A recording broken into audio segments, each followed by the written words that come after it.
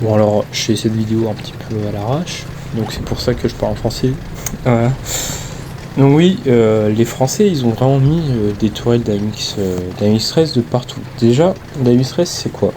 C'est un char léger français, produit à 7000 exemplaires entre 1953 et 1985.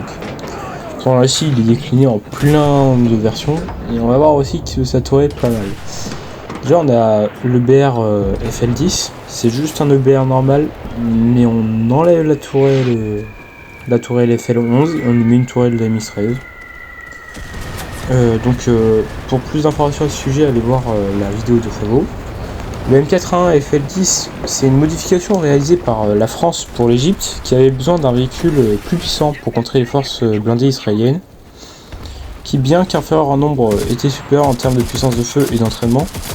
Le nouveau véhicule développé sur la base d'un projet français datant de quelques années, le M81 FL10, est entré en service en 1955 et reste opérationnel jusqu'au moins en 1967. Il participe à deux des guerres les plus importantes du conflit israélo-arabe, donc la crise de Suez de 1956 et la guerre des 6 jours.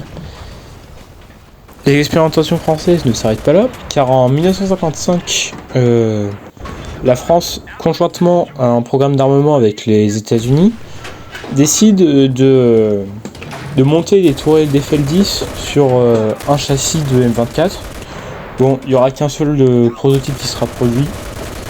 Et la DEFA, la Direction des études et fabrication d'armement, ont prouvé la possibilité d'utiliser la tourelle FL10 sur des châssis de M24 pour moderniser la flotte française de Chaffee en 1946. Mais le projet il a été abandonné. Cependant, lors de la guerre d'Algérie, on pourra avoir des AMX-13 ayant la tourelle de M24. Pourquoi? Parce qu'en fait, c'était moins cher et puis c'était un moyen économique d'avoir une tourelle sur les bons châssis d'AMX-13. Donc oui, la France a véritablement mis des tourelles FL10 de partout. Donc ouais, ça serait pas étonnant d'un jour voir une tourelle FL10 sur un avion. Voilà.